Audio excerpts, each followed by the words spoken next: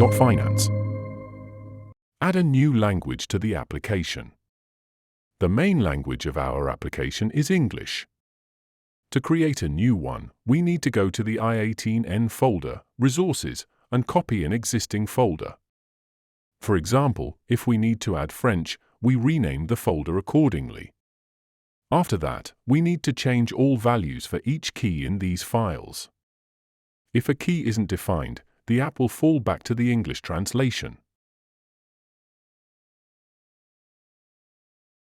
Next, we need to go to the index file, import the new language there, and add the new resources.